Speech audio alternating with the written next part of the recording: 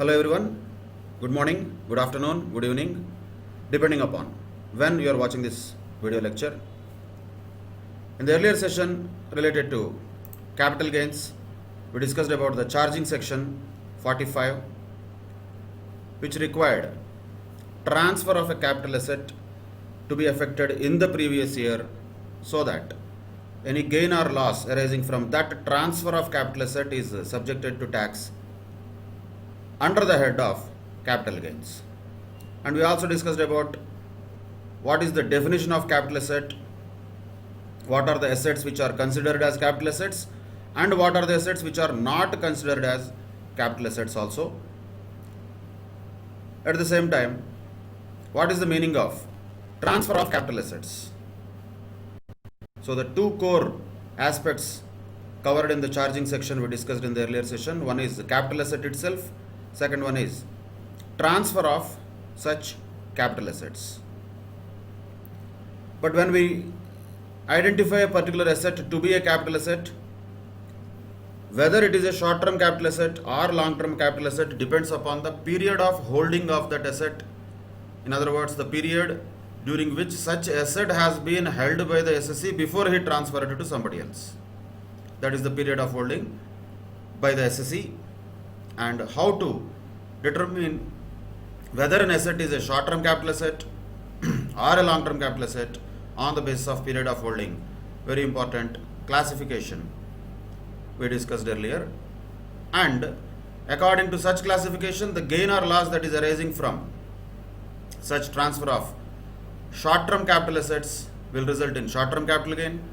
Naturally, the transfer of long-term capital assets will result in long-term capital gain, and such bifurcation is very important since the tax rates are different for short-term capital gains and long-term capital gains.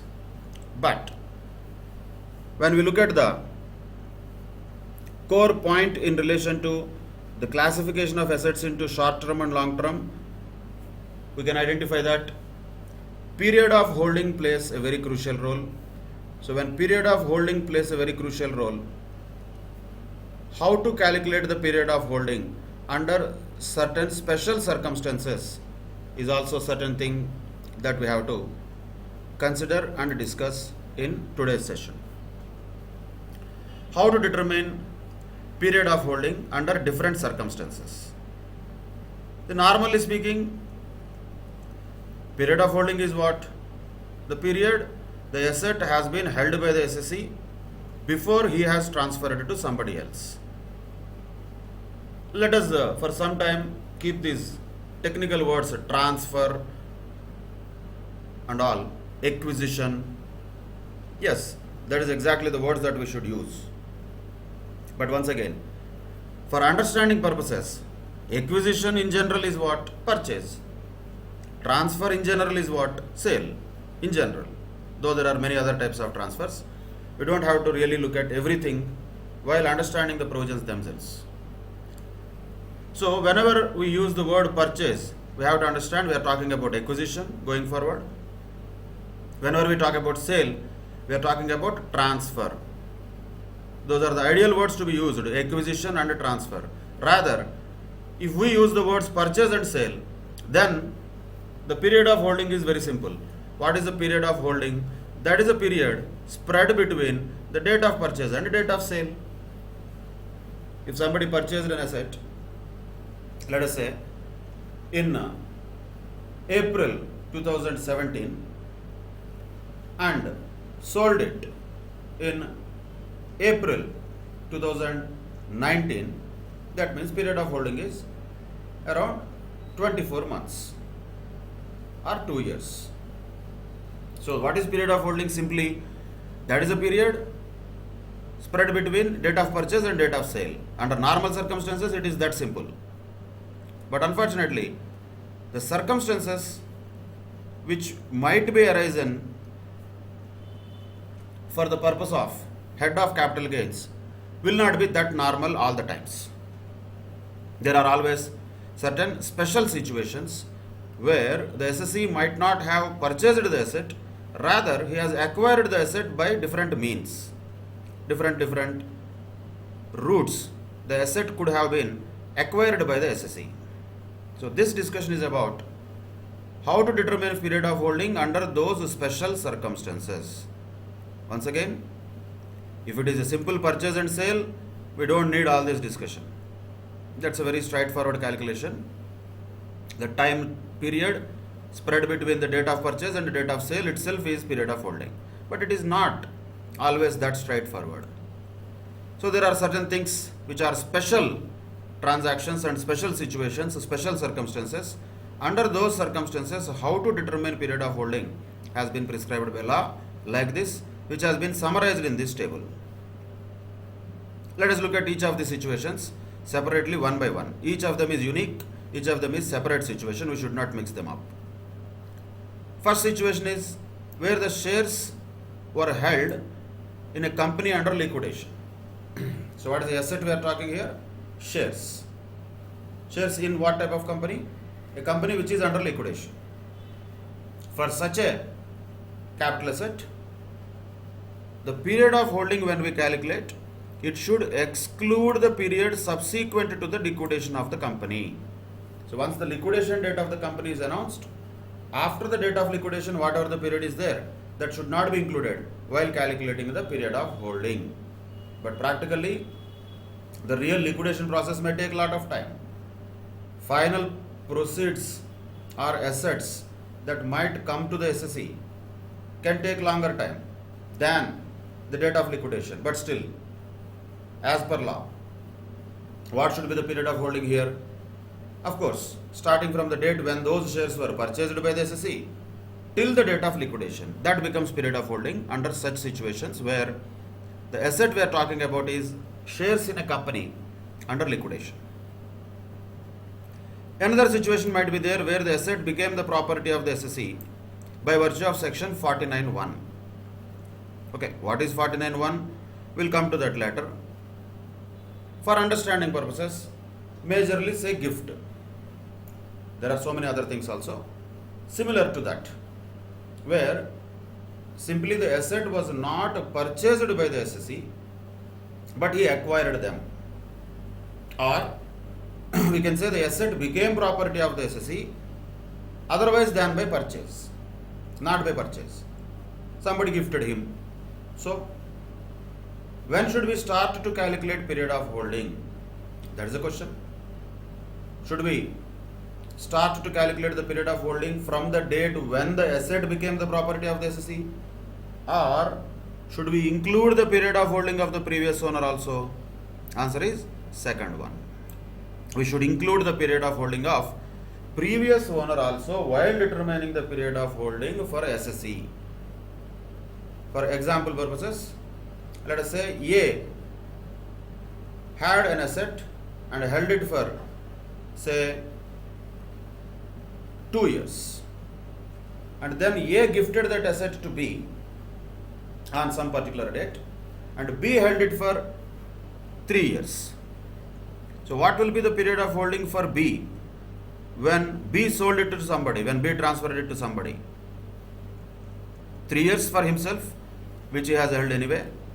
And not only that 3 years, we have to include the period of holding of the previous owner also while computing the period of holding for the SSE. That means the total period of holding in that example for the SSE will be 5 years. So that is a very important point to identify period of holding computation, particularly in the case of those transactions which are covered in section 49(1). One of those examples is gift.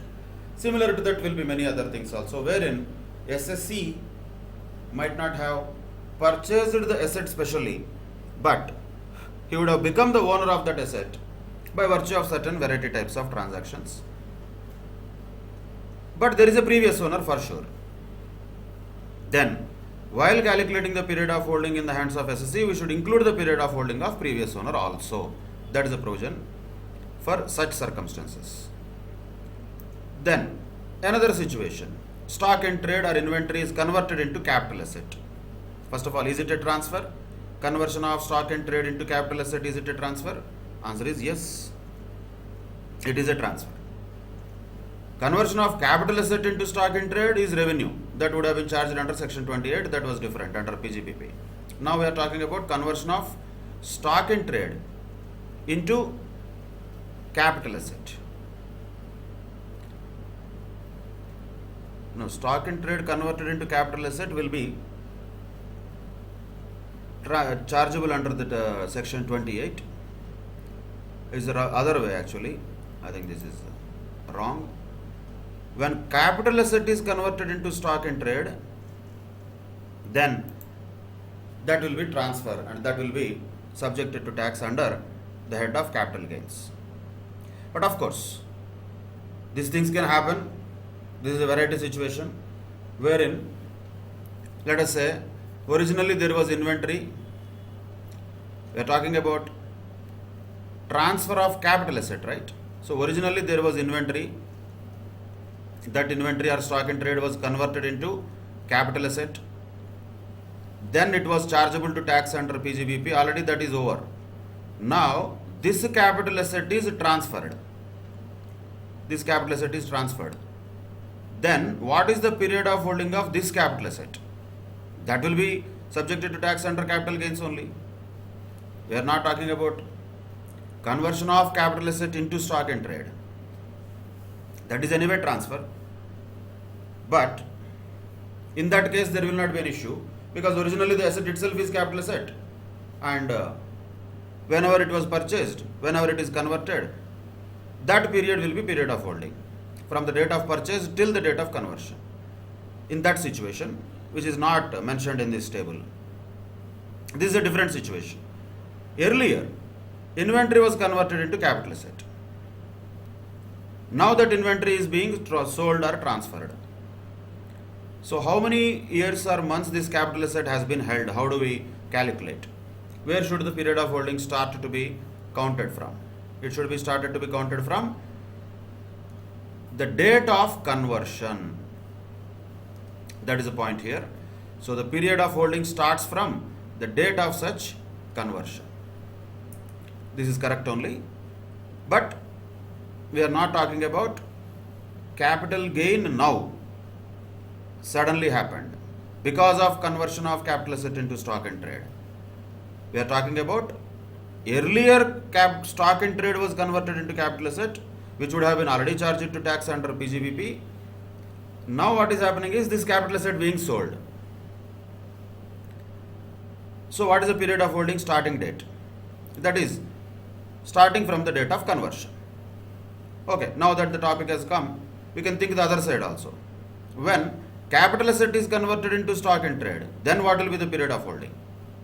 Then period of holding will be from the date when that capital asset was originally purchased till the date of conversion. So the date of conversion will be the ending point that time. Here in this particular case, date of conversion is the beginning point for computation of period of holding.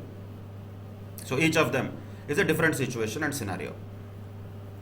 That is another point related to period of holding.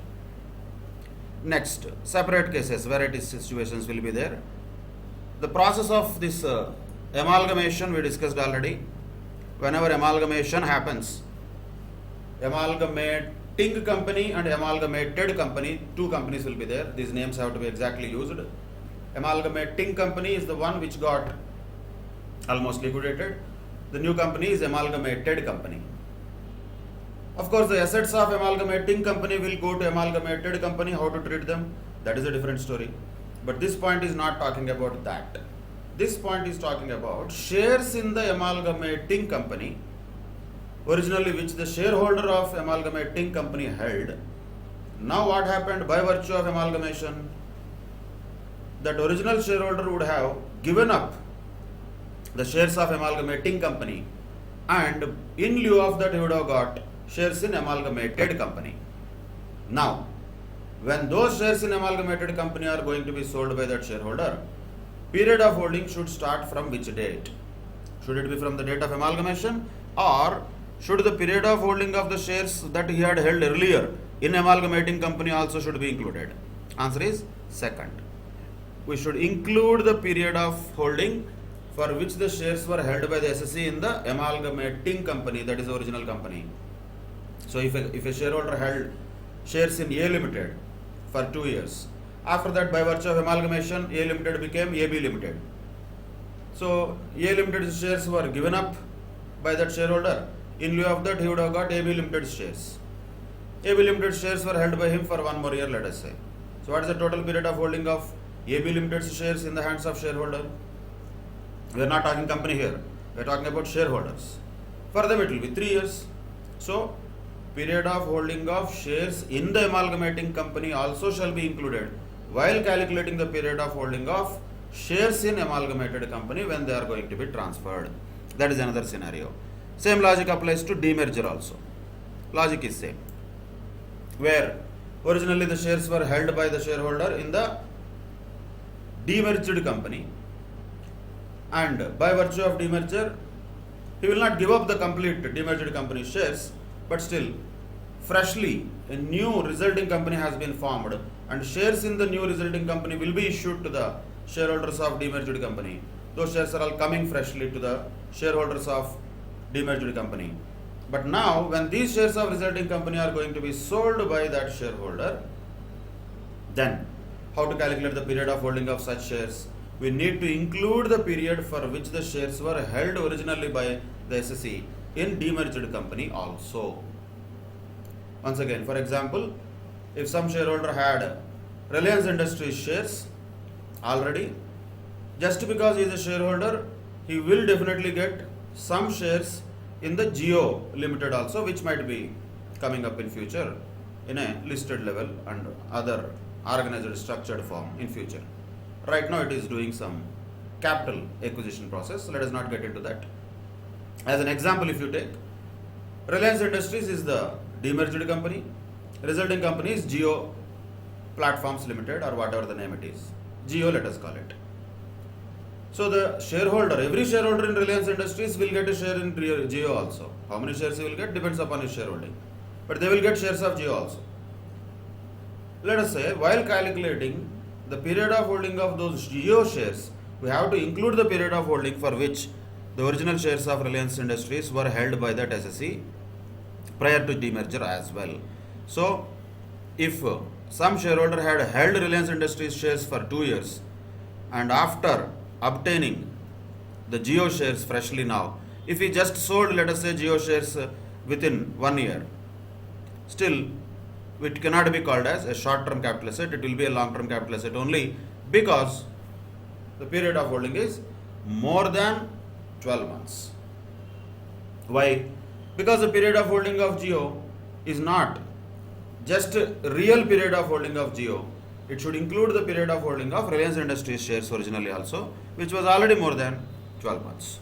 So that is how period of holding plays a very crucial role in determining whether a particular asset is a short-term capital asset or a long-term capital asset, and by virtue of that, tax rates and tax treatment also will be completely different. So in case of amalgamation also, demerger also, once again we are not talking about companies here. In both the cases we were talking about shareholders holding the shares of amalgamating company originally. By virtue of that, they have given up the shares of amalgamating company and now were allotted shares in amalgamated company. Then, while calculating the period of holding of shares in amalgamated company, the period of holding of shares in amalgamating company also shall be included. Same logic applies to demerger also. If somebody got shares in demerged company, resulting company, then the period of holding of resulting company shall be calculated also by including the period of holding of shares in demerged company, because these shares in resulting company were obtained by this shareholder only by virtue of that demerger. He did not purchase them. He got already original shares in demerged company. Now he got a new shares of resulting company. So the period of holding of original demerged company shares also shall be included while calculating the period of holding of shares in resulting company. That's two different scenarios. Logic is same. If you understand logic, nothing to by heart here. Same logic applies to mutual funds also. These names are just important, nothing else especially going to be asked from this. Once again, logic is same. The names here are changing. Consolidating and consolidated, two names are there. Let us say there are some consolidating schemes or plans of mutual fund which were held by the SSE already, and those all got consolidated and fresh new units are issued in consolidated scheme or plan of mutual fund. So, which means what? units became the property of the SSE in consideration of transfer of units in the consolidated scheme or plan of mutual fund. So in that case, what will be the period of holding? Originally, consolidating scheme, whatever he held originally, that will be also included while calculating the period of holding of consolidated scheme or plan of mutual fund. So original holding is for what? SSE held originally consolidating units. In lieu of that, he got consolidated units. Same like amalgamating and amalgamated. But in the case of demerger, it will be called demerged and resulting. So that is the difference. Names are important. What is becoming what, that we have to understand. Amalgamating company is becoming amalgamated company. Right? And consolidating scheme is becoming consolidated scheme. Demerged company is becoming resulting company. So whatever the names may be, the logic has to be similar. Shareholder or unit holder originally held some asset. He did not buy any new asset. By virtue of holding that original asset, he got allotted with the units or shares of some other new company or new scheme of mutual funds. So while calculating the new period of holding, we have to include the old period of holding also. That is the logic. Underlying logic, if you remember, that is same. And same logic applies where the equity shares are becoming the property of the SSE by way of conversion of preference shares into equity shares. Even in that case also.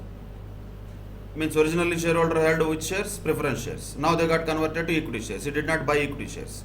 So while calculating the period of holding of equity shares, should we include the period of holding for which the preference shares were held also? Answer is yes. We should include that also. Then, in case of ESOP or sweat equity shares, employee stock option plans, period of holding should start from which date? That should start from the date of allotment. Same thing for rights issues also. Same thing for bonus shares also. So when shares were acquired by the SSE by way of ESOP or rights shares or bonus shares, period of holding of such shares will start from the date of allotment. So this period of holding becomes important under different circumstances. Of course, sweat equity shares and rights shares are as good as purchased only. But still, application, allotment will be different. So which date we should start recognizing the period of holding from is the date of allotment. Bonus shares anyway is going to be just free shares, but still period of holding for bonus shares will start from the date of allotment. Period of holding is that where the SSE has held the asset prior to the asset being sold or transferred. So we are going to the flashback of the asset, not to the future of the asset. Future of the asset is that SSE has sold it to somebody else. But what was the flashback of that asset? How that asset was originally acquired? If it is originally purchased, there is no problem. We don't need all this discussion. But if that asset was acquired by the SSE by virtue of section 49(1), then period of holding of previous owner also shall be included. If that asset is a capital asset which was originally inventory but converted into capital asset earlier, then the period of holding will start from the date of such conversion. If that asset is a ESOP or sweat equity share or right shares or bonus shares, then the period of holding starts from the date of allotment. And in all the three cases of amalgamation, demerger or consolidated scheme or plan of mutual fund, logic is same in all the three cases. SSE originally holds some asset which is shares of some company or units of some mutual fund. By virtue of that, now he is getting shares in another new company or units of another new mutual fund. While calculating the period of holding of the new asset, we should include the period of holding of old asset also, which is originally the shares or units of amalgamating company or demerged company or consolidating scheme of mutual funds. That's it. That is about computation of period of holding under special circumstances. Very important discussion, because this will determine whether a particular asset which was obtained in these routes is a short-term capital asset or a long-term capital asset.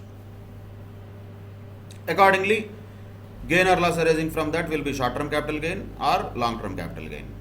So, period of holding computation is one of the important aspects in the chapter of capital gains under special circumstances. Now, let us move on to another very important discussion. Once again, we can understand this logically, nothing much to by heart here. But overall, logic, if you understand, that will be enough. Transactions not regarded as transfer. We already have looked at definition of transfer. That was section 247. Easy to remember. Why? Because transactions not regarded as transfer is section 47. So what is transfer is defined in section 2 subsection 47. What is not a transfer is defined in section 47 itself. So these two sections can be easily remembered. And we have to refer back to the charging section 45, which requires a particular transaction to be a transfer. First of all, to get attracted to this head of income, there should be a capital asset also, there should be a transfer also. If something is not a capital asset, there is no capital gains. Same way, the following transactions are not regarded as transfer, which automatically means there is no capital gain when such transactions happen. So there is no capital gain on the following transactions. Why? Because not because they are exempt and all. Because section 47 says these transactions are not regarded as transfer. From the form they may look like a transfer. And as usual, Income Tax Act looks into the essence of transaction. And these things are deemed to be not transfers, we can say. That is why we can call them transactions not regarded as transfer. What are those transactions? And by the way, when we say transfer and not regarded as transfer, we are looking at transferor. SSE is the transferor here. Nothing will be taxable in that SSE's hands if he did this transaction. And logically, always you have to keep in mind, when we look at period of holding, then also the reason for calculating period of holding is that SSE is a transferor.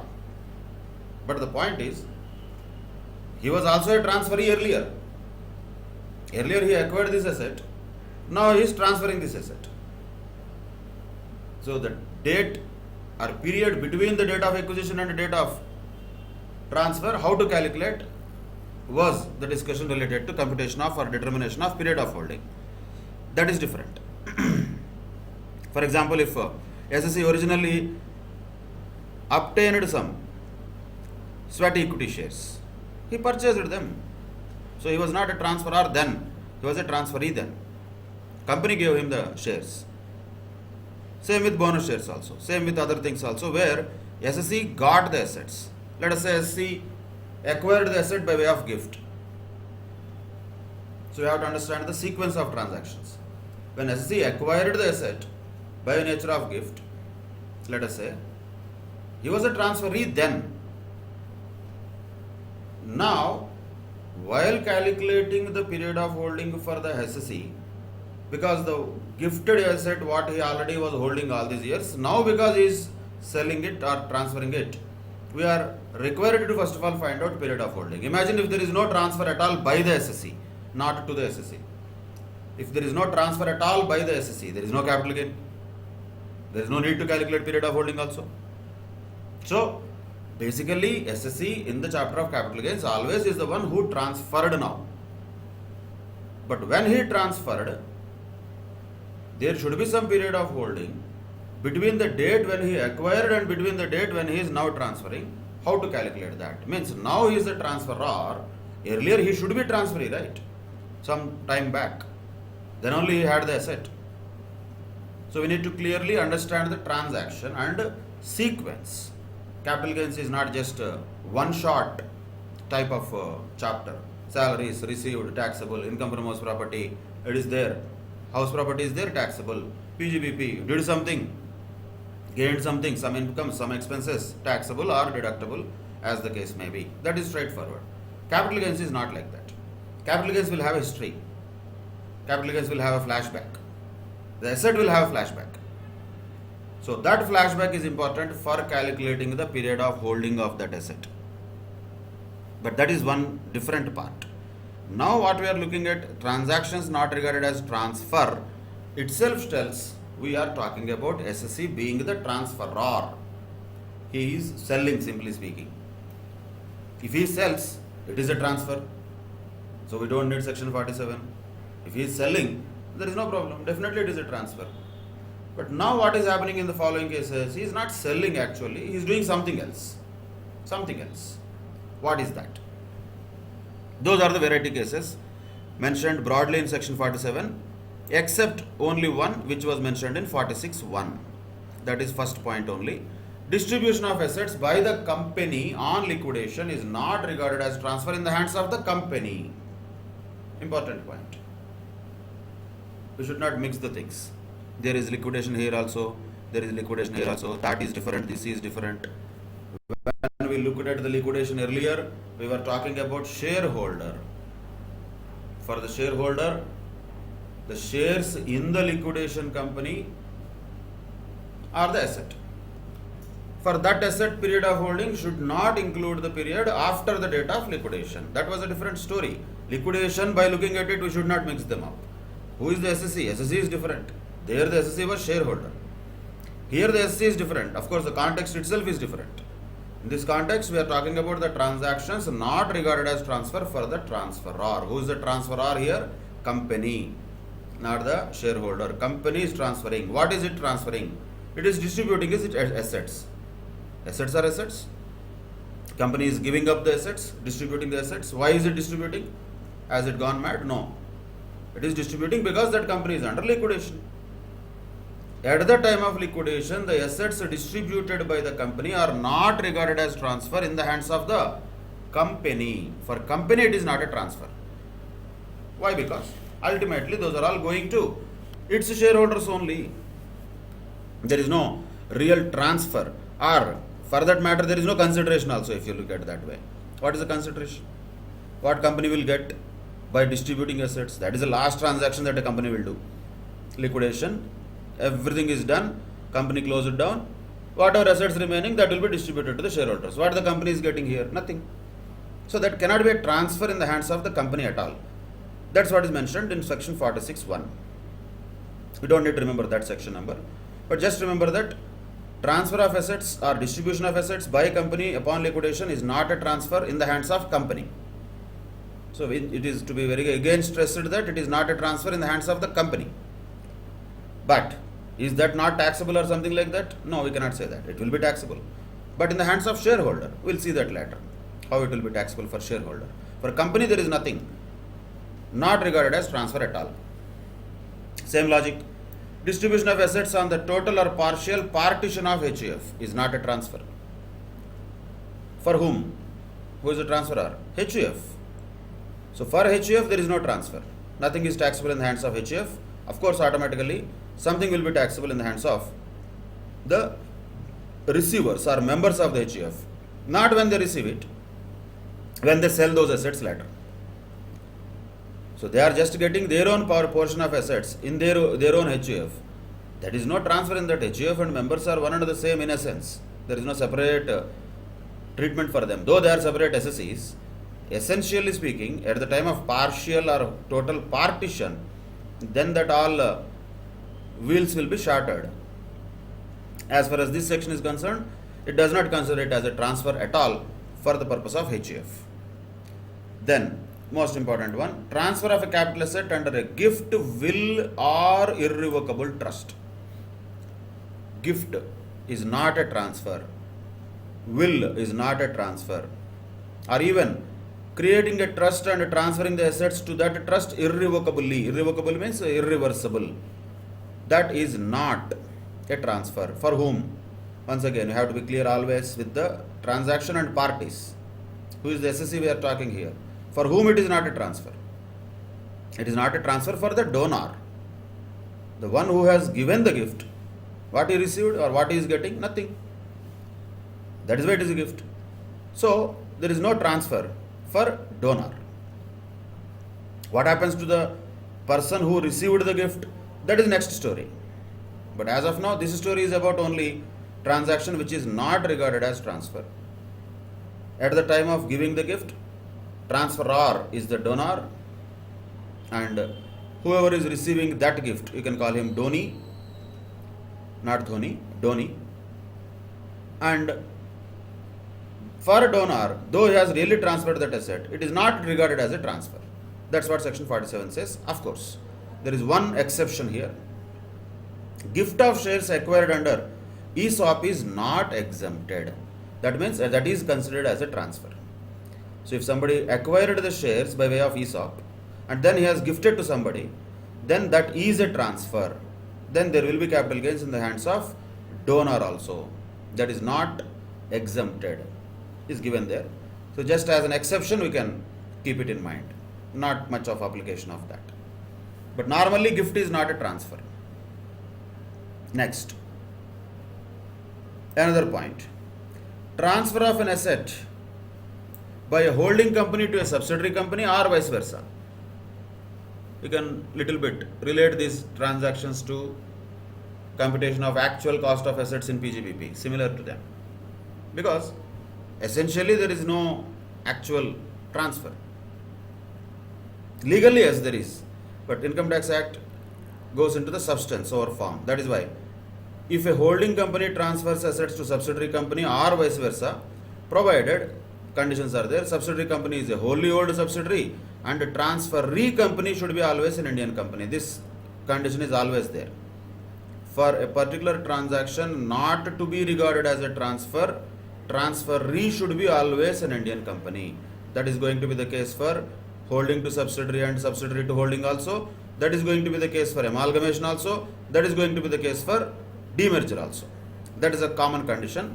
Transferee should be always Indian company. That can be remembered at a broader level. But if a holding company transfers assets to subsidiary or subsidiary transfers to holding company, if there are 100% holding and subsidiary, actually essentially there is no transaction there.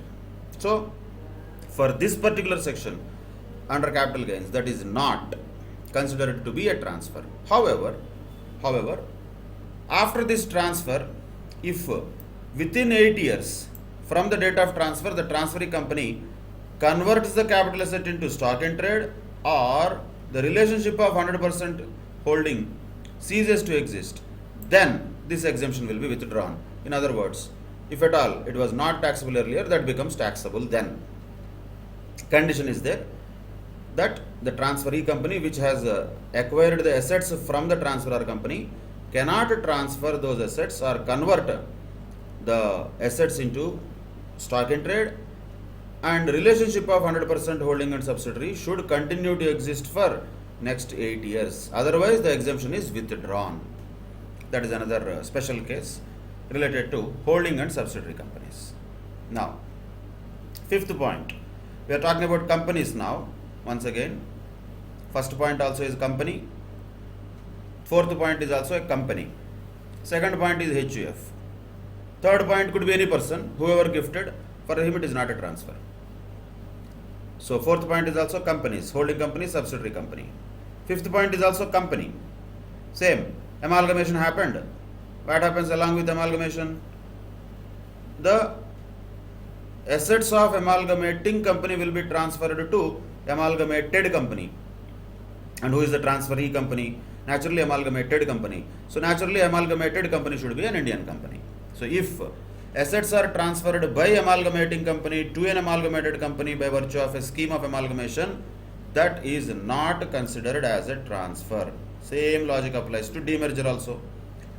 Any capital asset by demerged company is transferred to the resulting company, and if the resulting company is an Indian company, then that transaction is not regarded as transfer for the transferor. Always we have to keep in mind who is the transferor. In case 1, company was the transferor. Case 2, HUF was the transferor. Case 3, anybody could be transferor, whoever has gifted or written the will or created an irrevocable trust. Case 4, holding company or subsidiary company could be the transferors, but transferee should be Indian company. And relationship should be 100% holding and subsidiary. For fifth case, transferor is amalgamating company. Transferee is amalgamated company. Sixth case, transferor is demerged company. What is it transferring? Assets. To whom? Resulting company. So transferor is demerged company, transferee is resulting company. So such a transfer is not a transfer at all. Nothing is taxable at that time. In other words, the transaction of amalgamation and demerger itself is not taxable. It is not a transfer at all under the head of capital gains. Conditions apply. Next. Any transfer of issue of shares by resulting company in a scheme of demerger to the shareholders of the demerged company if the transfer or issue is made in consideration of demerger of the undertaking. So, other side of it. These two are also same. 7th and 8th points are also similar, but not transfer or amalgamating to amalgamated. It is not about demerged to resulting. What is happening? The resulting company or amalgamated company issues shares to whom? To the shareholders of the original company. In case of demerger, first let us look at 7th point. That is demerged company and resulting company. Okay, what happened? Demerged company issued the shares to resulting company's shareholders. In which same shareholders, but they issued shares in the resulting company by virtue of demerger. Can that be called as a transfer? Is that issue a transfer? No, it cannot be a transfer. Logically, it is just issue of shares by the resulting company. Why the resulting company has issued those shares to the shareholders of demerged company? Because of demerger. Because that is a consideration of demerger. So that is not a transfer in case of demerger. When company, which company? Resulting company is issuing the shares in itself to the shareholders of demerged company. Though legally these two companies are different, that is not a transfer. Freshly the shares are being issued to shareholders of demerged company by the resulting company. What are issued? Shares in resulting company. Next case. Same thing. When a shareholder is transferring in a scheme of amalgamation, a capital asset is transferring. What is that capital asset? A share or shares held by him in the amalgamating company. Are we talking about company here or shareholder? 7th and 8th point. 7th point, resulting company is issuing shares. So that is not a transfer. 8th point, we are talking not about company, we are talking about shareholder. Shareholder originally holds the shares in amalgamating company. And in lieu of the shares of amalgamating company, he gets the shares of amalgamated company. That means the transfer is made. He has transferred the shares in amalgamating company. And what is the consideration he got in lieu of that? Shares in amalgamated company. That is a transfer. And why this transfer is made? That is made in consideration of the allotment to him of any share or shares in the amalgamated company. And of course, transferee should be always an Indian company. In this case, amalgamated company should be an Indian company. Then also it is not a transfer. So shareholder, what is he doing? He is giving up some shares and getting some other shares. That is not a transfer. Though the shares in old company and new company are not same. Legally, those are different. But by virtue of this section, that is not considered as a transfer. So shareholder, really did he transfer some shares in amalgamating company or not? Yes. In lieu of that, did he get some consideration in the form of amalgamated company's shares or not? Yes. But still it is not a transfer. Because essentially it is the same transaction. Just shares are changing the hands and companies' names are changing. That's it. Amalgamating company is now becoming amalgamated company. Your old shares are becoming now new shares. That is not considered as a transfer. And 9th point is something very high level. Transfer of capital asset being a bond or a GDR. These are all financial instruments. GDR means global depository receipts. Bonds means debentures type of instruments. Or rupee denominated bonds or derivatives by whom? A non-resident on a recognized stock exchange in the International Financial Services Center. So there is something called International Financial Services Center, which is yet to be made. Almost it is under construction in Gujarat under Gift City. Some name is there for that. In that there is some international stock exchange that they are going to set up. In that, if anybody who is a non-resident sells any capital asset, which capital asset? Not anything. A bond or a GDR or a derivative or a rupee denominated bond. It is not a transfer at all. In other words, this has exempted such transfers to attract investors from outside country to India, so that we give them completely tax benefit, because it is not even a transfer. So whatever the gain that they get by selling those bonds or GDRs or rupee denominated bonds or derivatives, on a recognized stock exchange in the International Financial Service Center, that is not a transfer, means nothing is taxable. Almost like kind of capital gains exempted for them indirectly by calling it as not a transfer. We cannot say why here. Why answer here is others have logic. Here why is only to attract investors, making it tax free, nothing else. Next, same thing.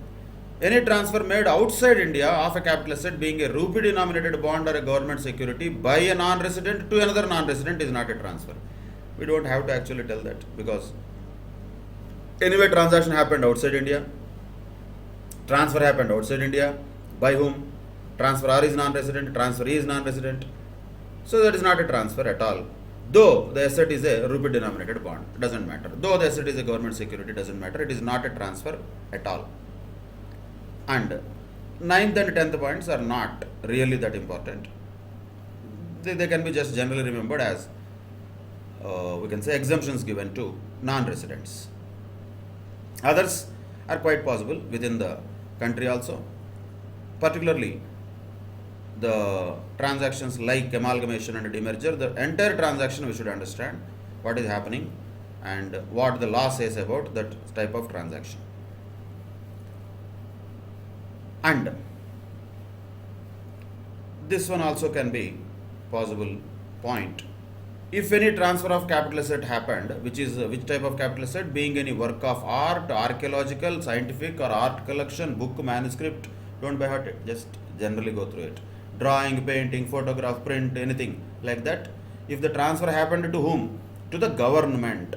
Let us say somebody has done some construction work, and while laying the foundation, they found some archaeological collection. Let us say some old 800 years old idol has been found while laying foundation for a particular construction work. Just imagine. They cannot keep it. It is illegal, I told you already. They cannot sell it also. That is also illegal. That happens only in movies like Swami Rara and all. That is illegal also. Ideally what they have to do is they have to just give it to government. But is it a capital asset? Yes, it is a capital asset. It was in the definition of capital asset. They cannot say it is my personal effect. It is our ancestral property. Not like that. They cannot tell that. It has to be given to government. And it is a capital asset. So there is a taxability from that point of view.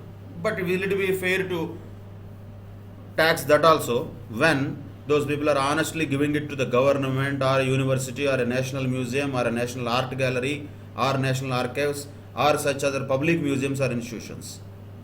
Like somebody found something and they gave this collection to Salarjung Museum. So fine, the Salarjung Museum might give some money to that person, whatever the money that may be. Government, if it receives this from that person, maybe it will give some kind of reward to that person. That is not taxable. Why? Because it is not a transfer. That is exempted. So these are all exempted scenarios. In the original first 4 or 5 cases, almost first 8 cases, a transaction itself in essence is not a transfer. In essence, there is no transfer at all. Though legally there is a transfer, in essence there is no transfer. So logically, first 8 points can be understood. 9th, 10th, 11th points are exemption types. They are not regarded as transfer because government wanted to exclude them from taxability. Other than that, nothing. Same with this also. Individual, somebody redeems sovereign gold bonds issued by RBI. Not a transfer. Why? Because it is exempt. It is not taxable. Simple. Then, this is logical. That is 8th point. Conversion of bonds or debentures, debenture stock or deposit certificates in any form of a company into shares or debentures of that company.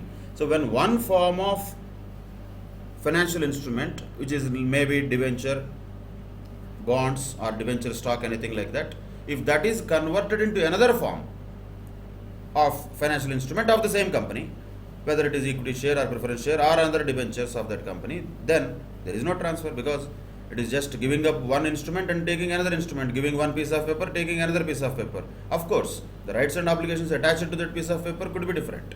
But still, in essence, there is no transfer.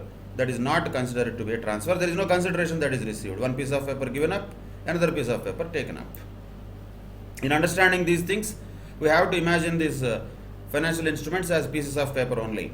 But practically the reality is that there are no papers anymore. These are all dematerialized forms, everything is electronic. But if you think about electronic things, understanding these transactions will be difficult. So physical flow, if you can imagine, then understanding is easier. So giving up a bond and converting a debenture into, let us say, equity share, conversion of debentures into equity shares. Is that a transfer? Answer is no, it is not. Same way, conversion of preference shares into equity shares. Can that be a transfer? Once again, answer is same. No, it is not a transfer. Then there is one more special transaction under this capital gains, that is called a reverse mortgage scheme. We will come to that later. Then we can understand in detail what is that scheme. Right now, we just need to remember the name. Reverse mortgage scheme, there is a scheme. But point what we just need to know is, when any capital asset is transferred in a transaction of reverse mortgage, that is not a transfer. Also, any loan amount received, whether in lump sum or installment, under reverse mortgage scheme is also not included in the total income under section 1043. That means that is also exempt. We will see the entire scenario of reverse mortgage scheme later. That will be easier to understand at that point of time. Then, once again, this one is known already to us. Let us say one unit holder is there who holds already what? Consolidating plan or scheme of mutual fund units, and he gives them up, and in return what he gets? He gets consolidated scheme or plan of mutual fund units. Is that a transfer? Once again, nothing, not a transfer. Why? Because he is giving up one piece of paper, getting another piece of paper. So that is also not a transfer. These are the transactions which are not regarded as a transfer under section 47. Important from theoretical point of view. Problems wise, these all things might not be always helpful. Individual MCQs always are possible. Until and unless we know the entire transaction, we cannot have clarity on the situation. Lot of times people mess these things up because they only look at that particular question and they want an answer immediately. It will not come like that. You need to understand the transaction, what happened. For example, if you take amalgamation, entire transaction you should understand. So many things happen in amalgamation. What all happen? There are two companies. Amalgamating company is there, amalgamated company is there. Okay. Amalgamating company transfers assets to the amalgamated company. Is that a transfer? Answer is no. It is not a transfer. Then, amalgamated company issues shares to the shareholders of amalgamating company. In other words, amalgamating company shareholders get, in lieu of submitting their amalgamating company shares, they will get amalgamated company's shares. Is that a transfer? No, once again. But once the shareholder, let us say, sells those shares in amalgamated company later, the period of holding of shares in amalgamating company also should be included in the period of holding of shares of amalgamated company. That happens later. So at what level we are? Full picture we should have according to the information that is given in the question. Are we talking about at the time of amalgamation? Are we talking about amalgamation happened earlier? Now the shareholder is selling the shares of amalgamated company. What is the transaction that is happening? That we should be very clear. So transaction, identification, what is happening, that clarity is the most important thing in this chapter. If that is there, logically if we can understand that, everything is quite simple and straightforward. There is nothing complicated in this chapter and nothing to be by-hearted much in this chapter, actually speaking. If you understand the logic and underlying essence, that is enough. Okay, particular things we have to remember, like where the period of holding starts from for rights shares, bonus shares, ESOPs. It starts from date of allotment. That's it. To that extent, if you remember, that is enough. What are the transactions not regarded as transfer? Most of them are self-explanatory and self-understandable. Why? Because in essence also they are not transfers. Though the form looks like there is a great transfer that happened from one form to another form. Ultimately the transaction is not even a transaction because the SSC did not actually get any consideration in all these things. If you see, he just gave up some old piece of paper and he got some new piece of paper. Whatever that old piece called, new piece called, that may change. Old piece may be called share in amalgamating company, new piece may be called share in amalgamated company. Old piece may be called share in, shares need not be actually given up. Freshly, shares are given from resulting company. There is nothing to be given up in case of demerger. Freshly, new shares will come from resulting company. So, that is possible. Same way, originally somebody has preference shares or debentures, now converted into equity shares, example. So, original piece of paper is preference shares or debentures, new piece of paper is shares. So, that is not a transfer. Like that, Either the form is only changing, or the assets are changing hands between very closely related parties like 100% holding subsidiary company, or amalgamating company to the amalgamated company, or from demerged company to the resulting company. If the assets are getting transferred, that is not a transfer also. In case of gift, for example, or distribution of assets by a company or distribution of assets by HUF, there is no consideration. First of all, what the HUF is getting out of it? Nothing. What the company is getting out of liquidation? Nothing. What somebody gifted to somebody, what is getting, the donor is getting what? Nothing. So there is no transfer at all in those cases. Logically, all of them can be easily understood. Exceptions are there which are like specifically made to be excluded from this purview of capital gains, like GDRs, etc. Sold by a non-resident in recognized stock exchange in the International Financial Services Center. That International Financial Services Center itself is not yet open. It will be opened when we'll see. Time will tell. Once it is open, then there should be a recognized stock exchange in that. Then there should be some non-resident who should sell something. That too, it should be a bond or GDR. Then there is no capital gain for him. So by the time this International Financial Services Center foundation stone was laid, already the exemptions are given for the transactions that might happen in future in Gujarat Gift City. That is the vision of the government, where they have included exemptions before even the building itself is ready. So, ninth point is that. Situation is like that. What we can do? We have to just read that and either laugh at it or be happy about it. Then, other things like somebody non-resident transferring to another non-resident. It's already some non-resident transferring an asset outside India to another non-resident. What we have to do with that? It anyway will not have to do with that. But we showed our big heart and said that no, it is not a transfer also. If that capital asset is even a rupee denominated bond or even a government security, still it is not a transfer. Of course, this provision is important. We cannot say it is automatically excluded. Why? Because the underlying asset is Indian asset, right? Rupee denominated bond or government security means Indian government security. So non-resident transferring American government security to another non-resident, we are not bothered. Indian government security is the underlying asset. So naturally, we wanted them to have the tax exemptions and tax benefits. So we excluded such transfers from the purview of the definition of transfer itself.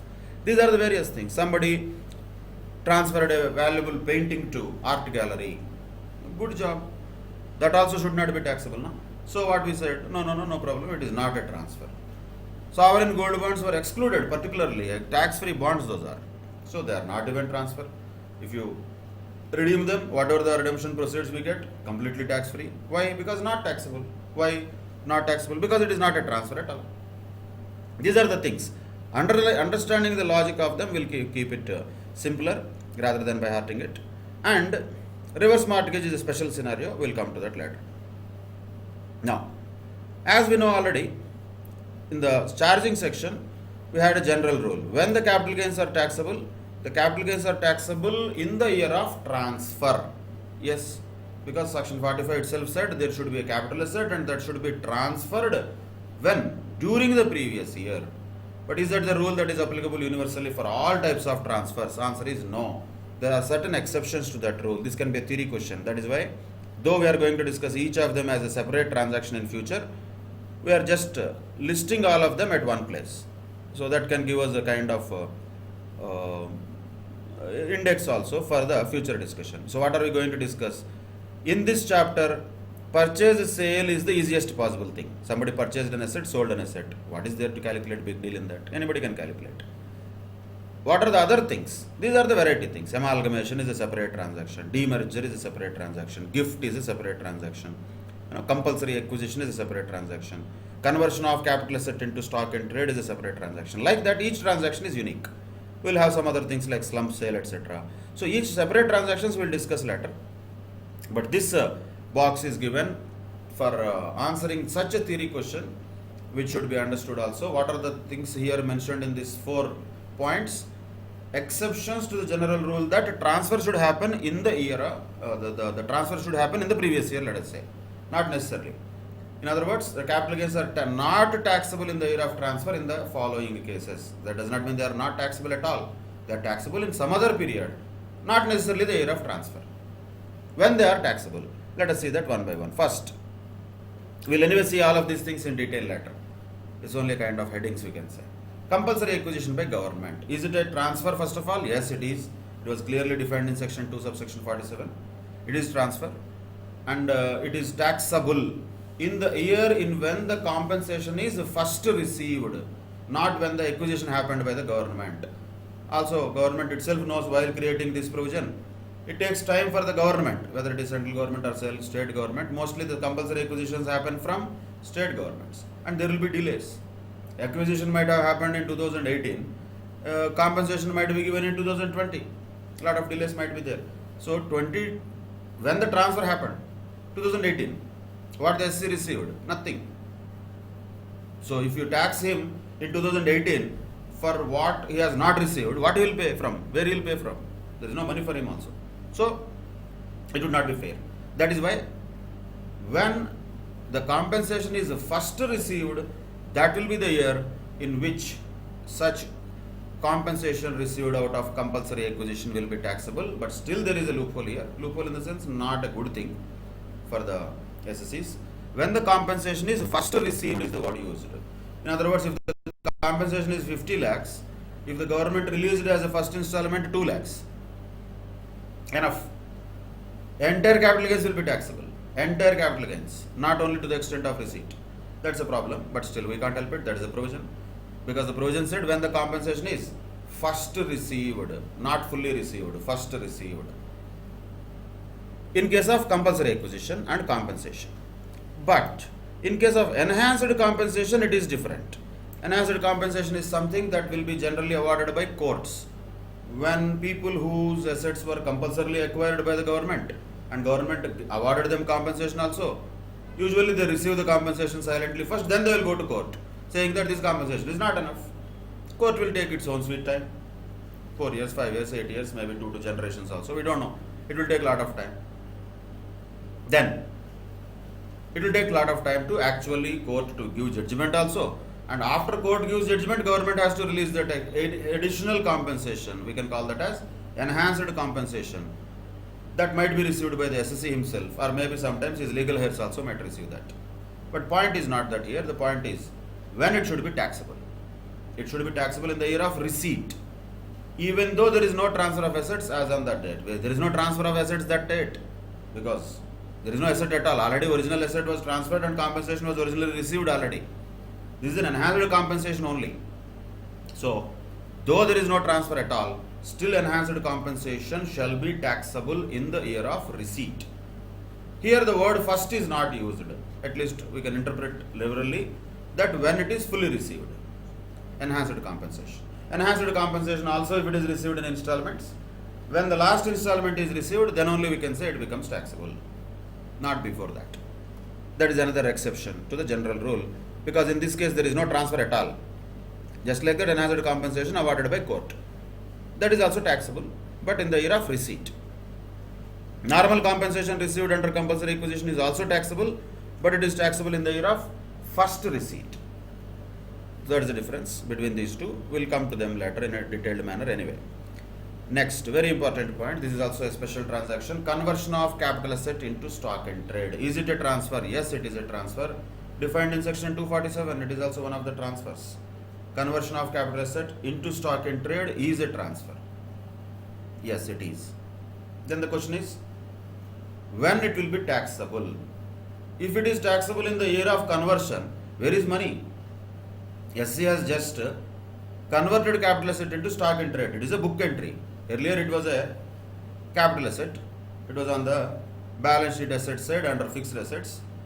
Now it is under inventories. That's all. Just because of that book entry, if you ask him to pay tax, where from he will bring? It is not possible. So that will be unfair to tax the SSCs on the date of conversion. So conversion is not the transfer year. It is the transfer year, but taxability year is not that. Transfer is conversion only. But taxability is not in the year of conversion or in the year of transfer. It will be happening in the year in which that converted stock is actually sold. So when the converted stock is sold, in that year the amount will be taxable. Once again you have to keep in mind, taxability is different, transfer is different. Transfer happened in one year, taxability is arising in some other year. Compulsory acquisition means when the transfer happened. People think transfer happened when it is first received. No. Transfer happened when the government acquired. Transfer happened, but taxability did not arise in that year only because of these exceptions. Transfer happened in the year when the compulsory acquisition happened, but taxability happens when the compensation is first received. So transfer is different, taxability is different. That is why we are discussing these four as variety cases. Otherwise, normally transfer and taxability will happen in the same year. Then there is no special discussion. In these four cases, transfer happened in one other year, and taxability arises in some other year. In case of enhanced compensation, though, there is no transfer at all, but still it is taxable. So that is another exception. Though there is no transfer in the previous year, still it is taxable. Compulsory acquisition, transfer happened in 1 year, but taxability might happen in some other year later when the compensation is first received. Conversion of capital asset into stock in trade is transfer, definitely, in the year in which it is converted, but it is not taxable in the same year. It will be taxable in that year in which the converted stock is actually sold. So, that is where there is a possibility that year of transfer and year of taxability can be different in these cases. Sir, what if compulsory acquisition happened also in the same year, compensation is received also in the same year? Then we are not talking about exception, it is normal. What if conversion of capital asset into stock in trade happened in the same year? That stock in trade is also sold in the same year. Then we don't have an issue. Transfer also happened in the same year. Taxability also happened in the same year. Then there is no problem. When there is a time period between these two, then there is no rule that which originally says year of transfer is year of taxability according to 45. That rule is violated in these exceptions. These are also mentioned in law only. So that is why these are exceptions to the general rule. In these cases, year of transfer is different, year of taxability could be different, not necessarily, could be different. Same logic applies to insurance claims also. Let us say some asset is damaged. Damage happened is transfer. It is transfer. It was also defined in section 247.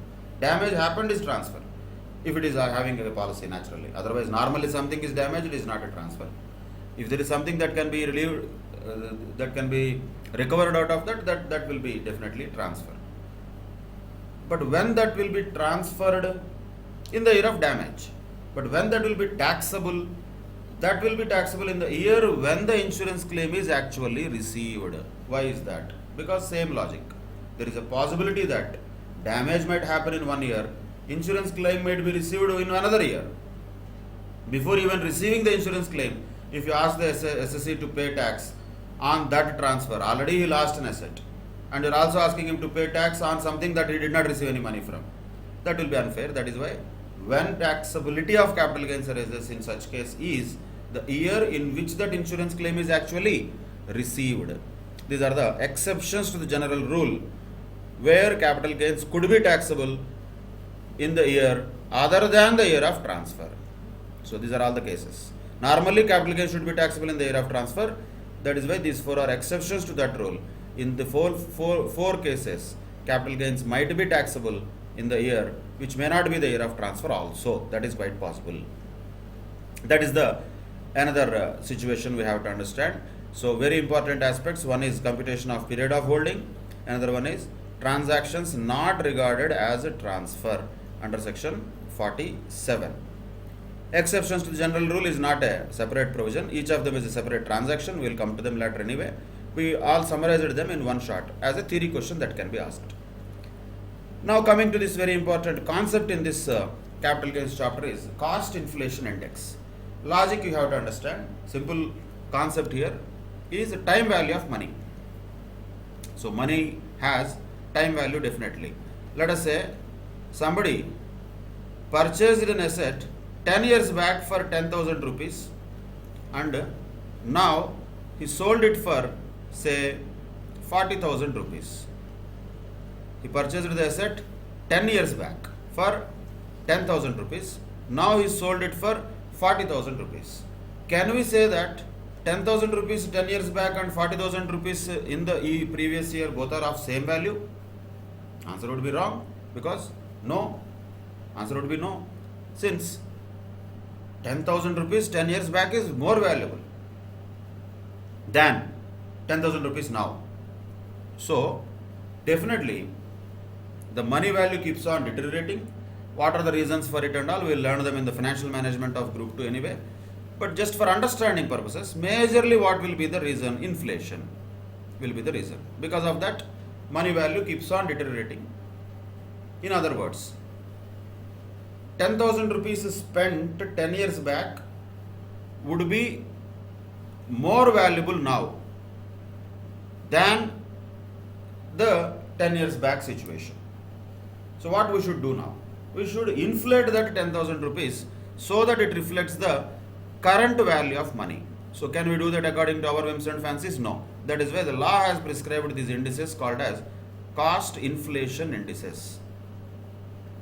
Just for example purposes, let us say 1, 2, 3, 4, 5, 6, 7, 8, 9, 10. So somebody purchased this asset of 10,000 rupees at 10,000 rupees in 2009-10, let us say.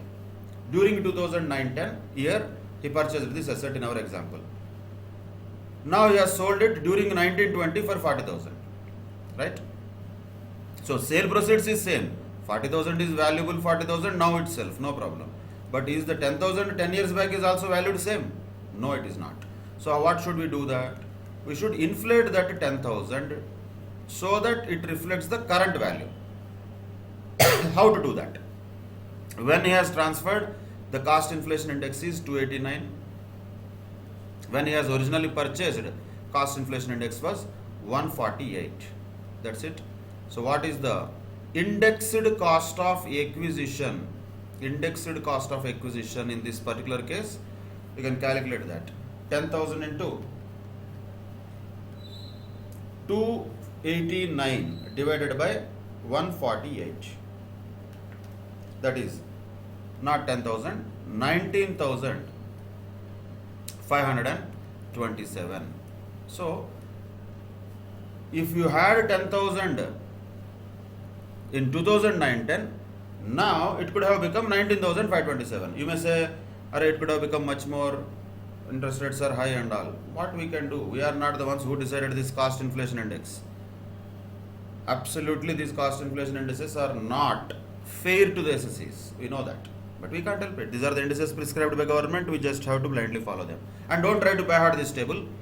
Don't try to remember each CII for each year. It will be given in the exam questions. Don't worry. But one thing you have to remember is previous year. This may be or may not be given. So that is why it is bolded here. 2019-20, remember 289. That you should remember. So another thing you can remember is this. First, where the index numbers started. 2001-2. 2001-100. 2019-20 289. These two numbers you remember. Remaining numbers you don't need to remember. They will be and they should be given in the exam. They will be given in the exam questions. Don't worry about them. Don't try to by heart them or remember them unnecessarily. Waste of effort is waste of effort. 289, yes, you should remember. 100, you should remember. Previous year is ours is 2019-20. Naturally, the CII of our previous year we should know. That is 289. Starting point is always 100. Index numbers in general whenever they start. So, which year is that? 2001-2. We'll come to that. What happens if the asset was originally acquired prior to that? We'll come to that. But simply speaking, index numbers are given. These are called cost inflation indices. For many years are prescribed by the government. So how to calculate the inflated cost, or we can say the indexed cost? Technical word you should use is indexed cost of acquisition. That is nothing but original cost of acquisition 10,000 multiplied with CII of the year of transfer divided by CII of the year of acquisition. That's it.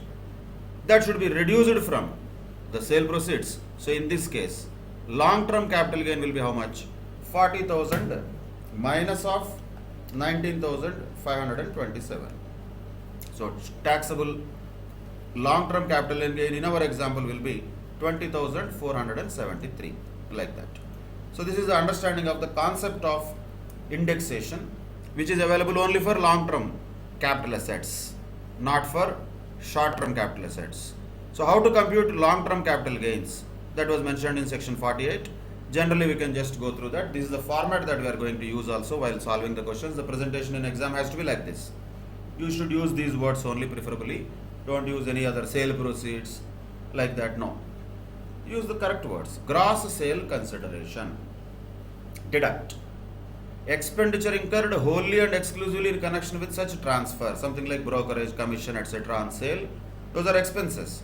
You don't need to write all of that. You can simply call them as expenses in connection with transfer. Enough. Expenses in connection with transfer. If you deduct them, what we get is called as net sale consideration. So gross sale consideration minus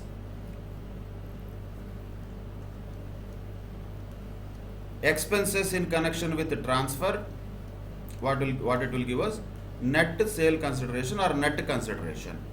From that, if it is a long-term capital asset, we have to deduct indexed cost of acquisition. How to find out indexed cost of acquisition? As we have just now found out. Cost of acquisition originally, in our example, it was 10,000.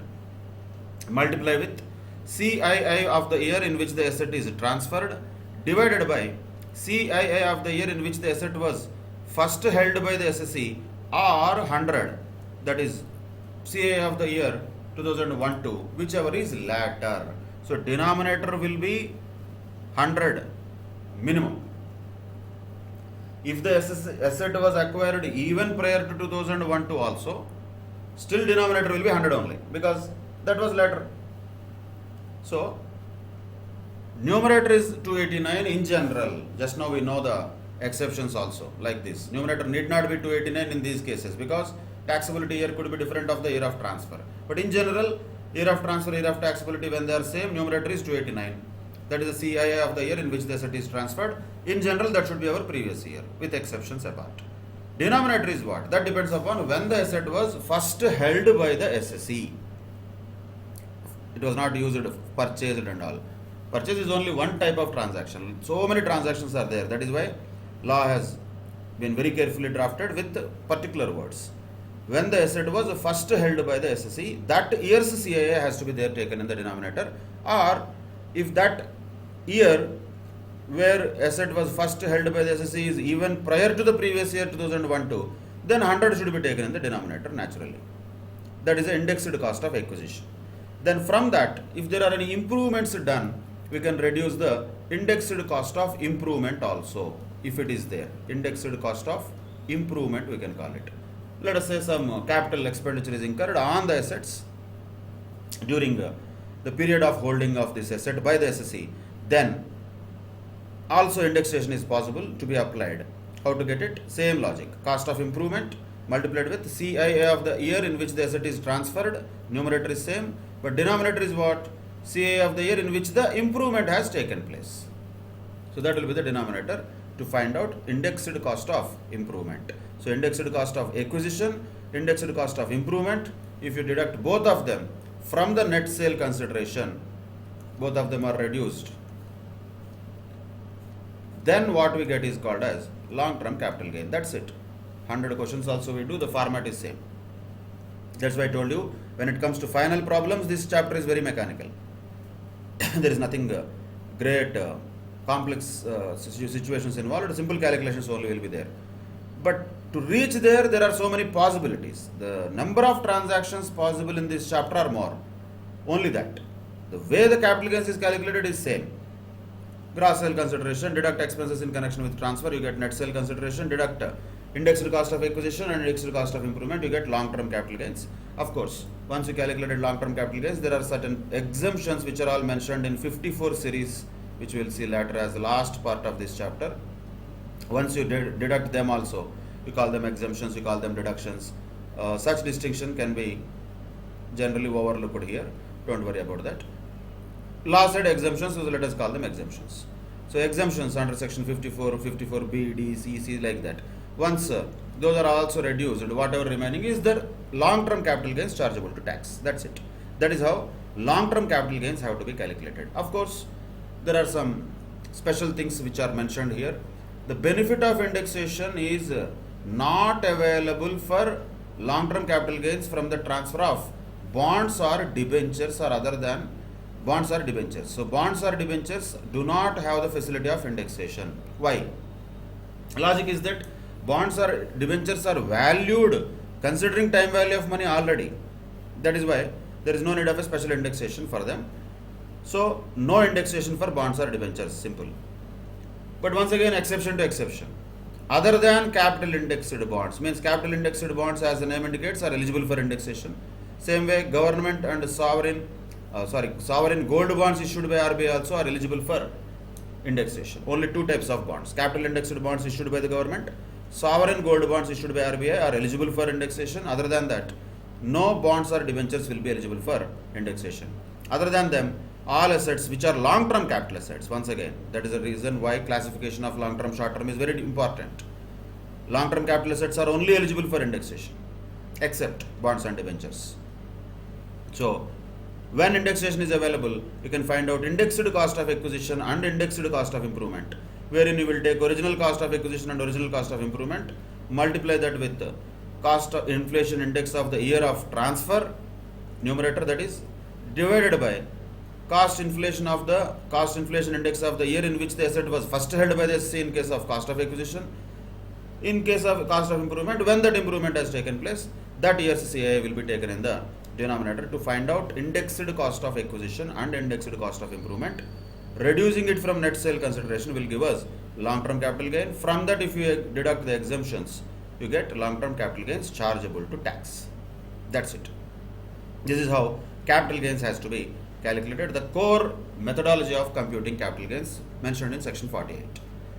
But there is a very important case here, because we have to apply this, we need to remember this and write also. So far I told you don't need to remember cases at C intermediate level, because it's not much of application we can see here. But this case is very important because we have to apply them in solving the questions. You should better remember that. That is Manjula Shah versus CIT. CIT is Commissioner of Income Tax. So Manjula Shah versus CIT case, it was held that in case the asset is acquired as a gift, then the CI of the year in which the previous owner acquired it has to be taken rather than the year in which it has been gifted. Why this clarification and why there was a litigation? Because the law used this word in the denominator while calculating the cost of acquisition. CII of the year in which the asset was first held by the SSE was used. In case of a gift, SSE received a gift. When he first held that asset, naturally when he received the gift. But what the court has said is that first held by the SSE rule should be not applied in case of a gift, which means denominator should have CII of the year in which the asset was first acquired by previous owner, not the person who is now holding that asset and now selling it. So once again, gift has to be understood very carefully. Full transaction has to be understood. Let us say A originally had some asset and he has sold this asset, gifted this asset to B. A gifted this asset to B. Is it a transfer? No, it is not a transfer. Section 47 said a gift is not considered as a transfer. Are we talking about that now? No, we don't need to discuss about it because it is not a transfer at all. Now what we are talking about, B sold this, not gifted, sold this to somebody, let us say C. This is a transfer. Now the question is, while calculating the period of holding of this asset in the hands of B, who is our SSE here, first of all B, while calculating the period of holding of that asset in the hands of B, we should include the period of holding of A also. That is one thing we discuss it today. Second thing what we are talking about now is, while calculating the CII in the denominator, B when he sold it to C, numerator will be 289 only, there is no problem because that will be the year of transfer. Naturally that will be our previous year. Denominator is a question. Denominator when? As per this, it was told that when the asset was first held by the SC, means when B received the gift, that year's CII should be taken. But what court said? No. CII should be taken when A originally first held the asset. So CII of the year in which the previous owner acquired it has to be taken as a denominator, whatever that year may be. Not CII of the year when the gift actually was received by B. That's what Manjula Shah versus CIT said. Sir, what if A himself received it as a gift from somebody X? Then go back. What if X received it as a gift from Y? Go back. Previous owner. Who is the previous owner? You have to just go back till the previous owner is originally the one who has purchased that asset. Of course, such situations generally will not exist. These are only like what if situations, which are mostly for entertainment and academic purposes. Practically and even for exam purposes, this transaction you have to understand. A transferred asset to B as a gift. Nothing was taxable in the hands of A because the transaction itself is not a transfer. That we learned today. While calculating the period of holding of the asset in the hands of B, because he sold this asset to C, we have to include the period of holding of this asset which was held by A also. That is also we learned today. Third point what we are learning today is B, when he has sold this asset, year of transfer is for him previous year. But what is the year of acquisition? Is it the year when he received the gift, or is it the year when A originally acquired that for purpose of taking CII? Nothing else. Only for the purpose of taking which cost inflation index should be taken. Cost inflation index related to year in which the previous owner acquired the asset should be taken according to this judgment, which will have to apply for all the cases of gift. Okay, that's a very important case study. We should remember the name also, and we should refer to that in the working notes also, that we have applied it.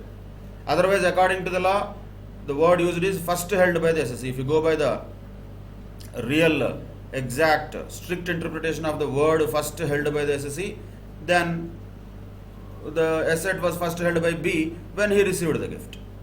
But that is not applicable here because Manjula Shah versus CIT case, court has ordered otherwise. So that is a very important exception. So you have to remember that specially and specifically. So what if it is asset is a short-term capital asset? No issue, no indexation, is much straightforward. Gross sale consideration, deduct expenses connection with transfer, and net sale consideration will be there. No indexation, directly cost of acquisition, cost of improvement.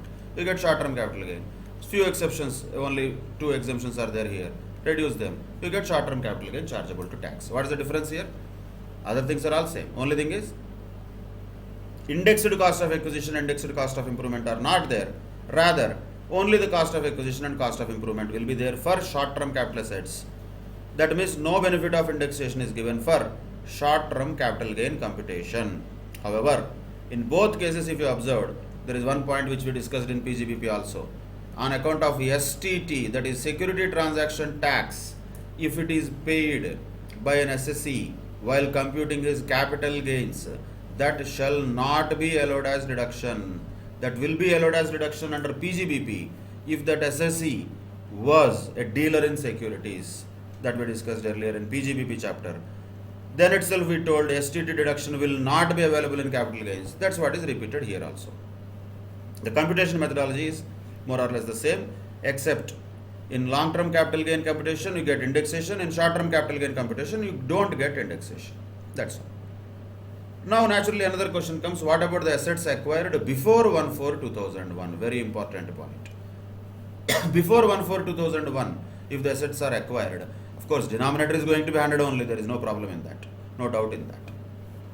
But what should be taken as cost of acquisition? Cost of acquisition shall be taken like this. It shall be the price at which it was purchased or its fair market value on 1/4/2001 at the option of the SSE. So naturally what option he will choose? Higher. Because we are talking about cost of acquisition means which is a deduction. Deduction everybody wants higher. So what he can choose? Whichever is higher of which two? Whichever is higher of original purchase price or fair market value on 1/4/2001, whichever is higher, can be taken as cost of acquisition. That is cost of acquisition. Indexation is different. That cost of acquisition multiplied with 289 by 100 will give us indexed cost of acquisition. So when asset was acquired before 1/4/2001, we don't need to take the real cost of acquisition. Rather, we can consider the fair market value on 1/4/2001 or real cost of acquisition, whichever is higher.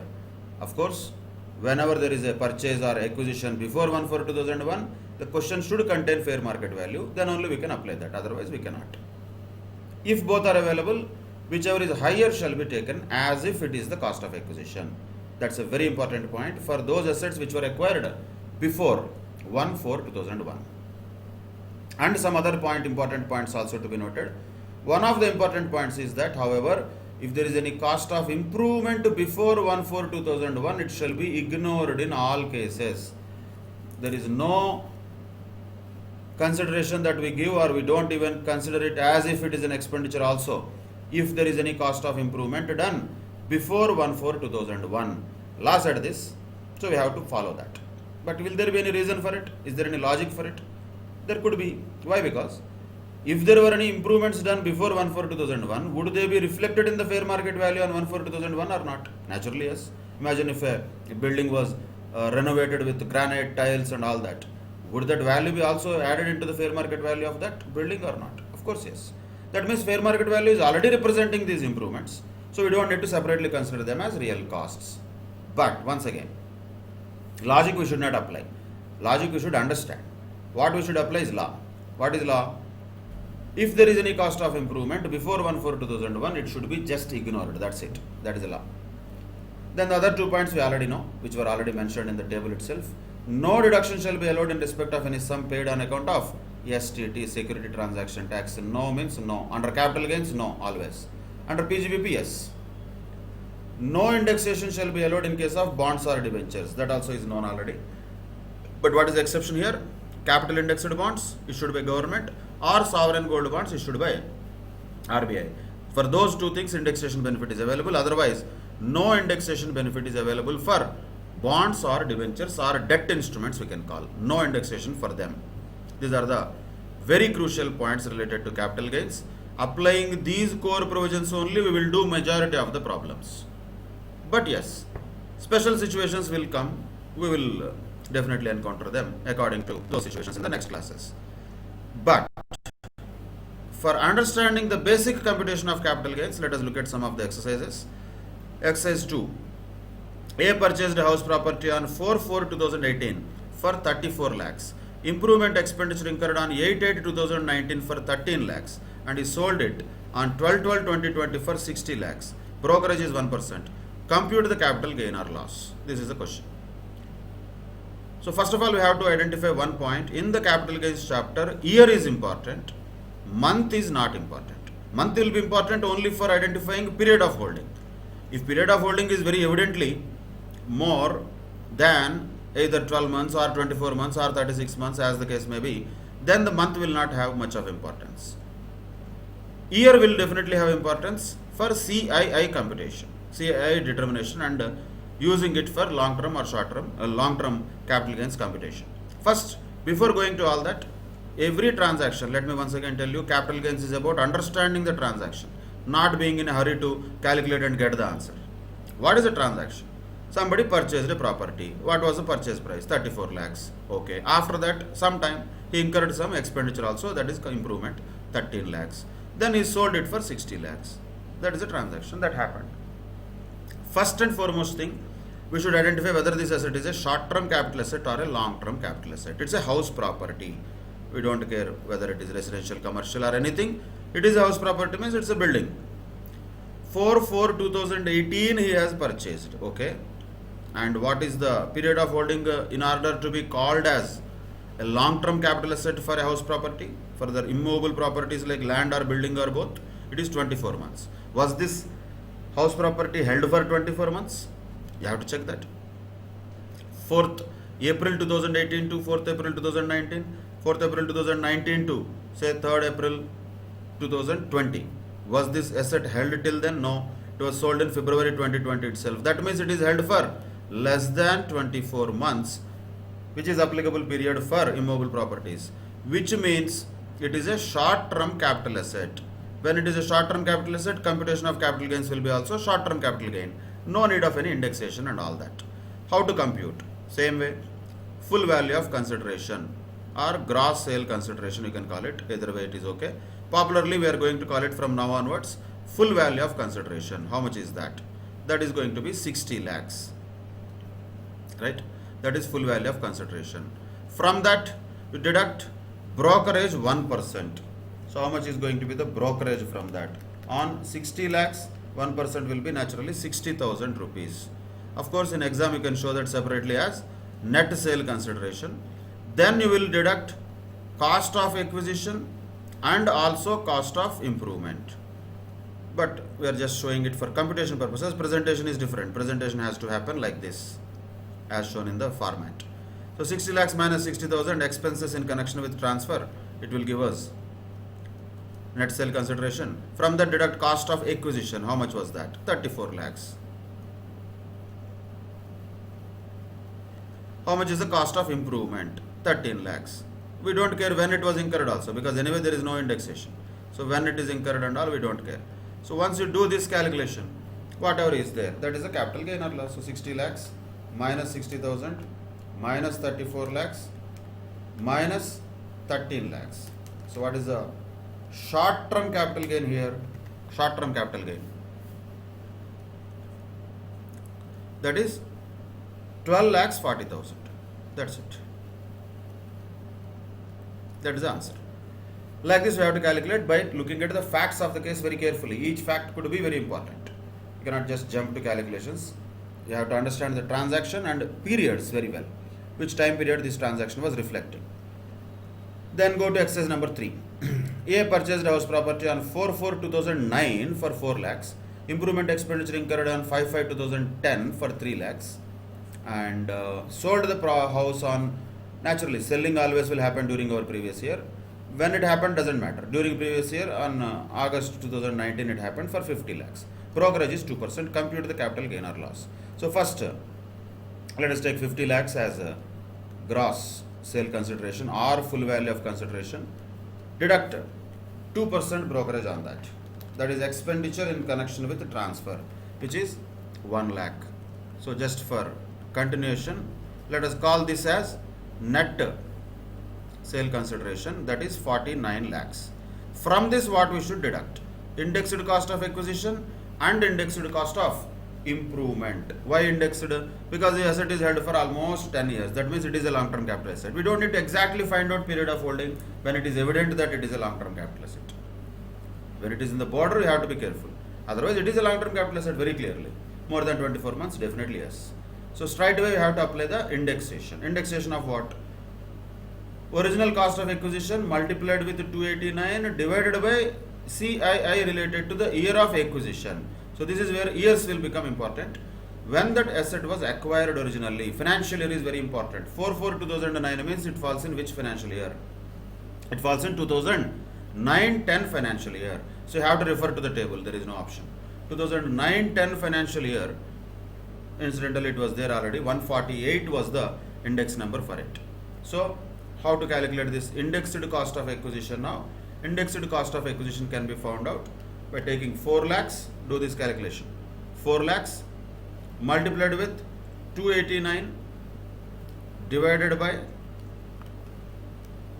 4 lakhs multiplied with 289 divided by 148. That is the indexed cost of acquisition. So instead of 4 lakhs, now how much we should take after indexation? Whatever it is, just round them. Don't write decimals and all. So 7 lakhs 81,081, we can say 781,081. That is the indexed cost of acquisition. Same way for indexed cost of improvement. When it happened? 2010-11 it happened. By looking at date, you should identify year. 2010-11 it happened. 3 lakhs into, same way, 3 lakhs into 289 year of transfer divided by 2010-11 means what would be the index number? That you have to always refer to this table, no option. 10-11 means 167. That is in the denominator. So 10-11, 167 in the denominator. If you put 289 in the numerator, multiplied with 3 lakhs. What is the indexed cost of improvement? That is 5 lakhs 19,162, let us say. That will give us long-term capital gain. That's it. 49 lakhs net sale consideration minus 781081 minus 519162. What is the long-term capital gain here? 35 lakhs taxable long-term capital gain. 35 lakhs 99,757. Don't round and all. We are only calculating one head of income, not the total income. So just keep it as it is. 35 lakhs 99,757 is the long-term capital gain. Every time you write it, you have to clearly mention whether it is long-term or short-term. Earlier it was short-term capital gain. This is clearly long-term capital gain. That is another scenario where we can compute the capital gain like that.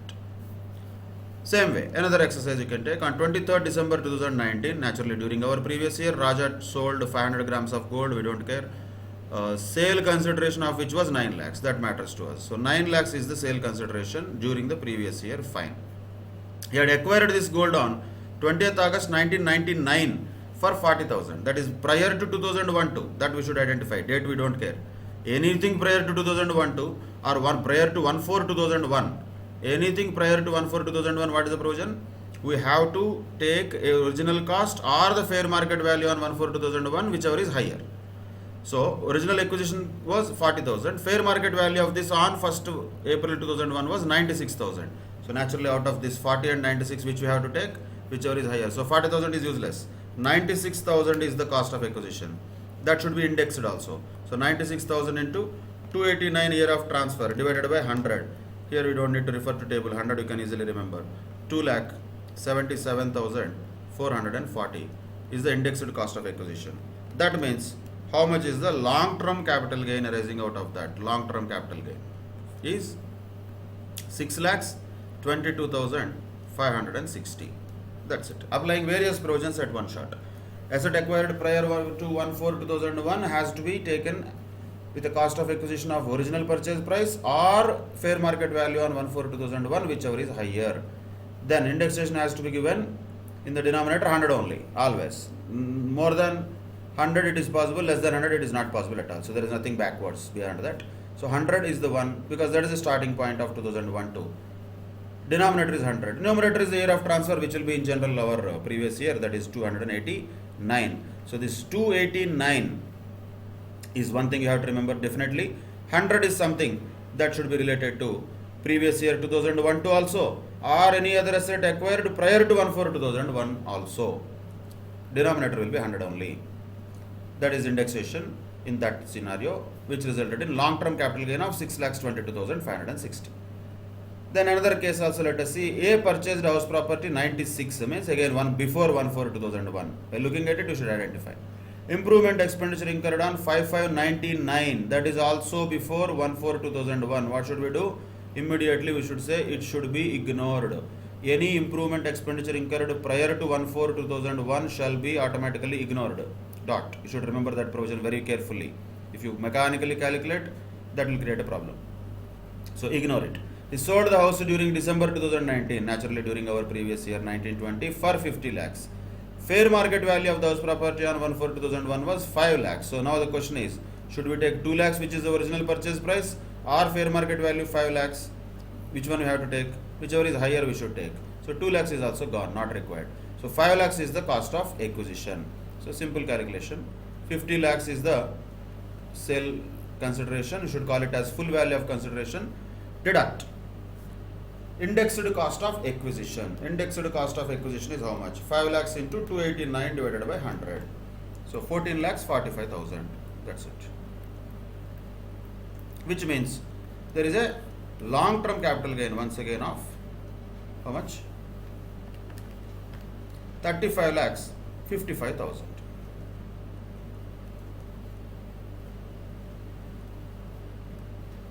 That's all. That is the answer for this question. So this is how indexation has to be applied carefully. Of course, for the assets prior to 1/4/2001 acquired, indexation is not a big deal because denominator will be always 100. But cost of acquisition will be an issue there. We have to take either actual cost or fair market value on 1/4/2001, whichever is higher. But for the assets which are acquired after 1/4/2001, we have to look at the year of acquisition or year of improvement and take the indexation carefully related to that year in the denominator. Numerator will be generally the year of transfer, which will be generally once again 289 in most of the cases, except those 4 situations where the year of transfer and year of taxability could be different. Those exceptions apart. Normally for sale and purchase, simple basic transaction of purchase and sale, there will be always 289 in the denominator, because the transfer has to happen in the previous year according to section 45. Then only taxability will arise. So these are the ways of calculating the long-term or short-term capital gains, ascertaining whether it is a short-term capital asset or long-term capital asset by looking at its period of holding, and also identifying whether a particular transaction is a transfer or not, and most importantly, using the concept of indexation, particularly for long-term capital assets. These are the core aspects of this chapter. These aspects are very important. Become very, very thorough of them. We are going to apply all of them in the problem solving phase in the next upcoming classes also. But prior to that, the logic, if you understand in capital gains, I would say this chapter will be easier relatively compared to the other chapters where the provisions and by hearting is more. In case of capital gains, still memorization is important, but less important. Only few cases only you need to really remember well. Like prior to 1/4/2001, if cost of improvement is there, it should be ignored. If you forget that, then you will lose marks. You should remember that. Same way, when there are exceptions to the general rule, 4 types of exceptions, you should remember that. Those are the cases where year of transfer could be different and year of taxability could be different. There you have to remember. So indexation available for which type of bonds and not available for normally other bonds or debentures. You should remember that. Same way, these are the things which definitely have to be remembered. Not that completely it can be done logically, but majority of the cases, underlying logic, if you can understand the flow of them, it becomes relatively easier to remember also.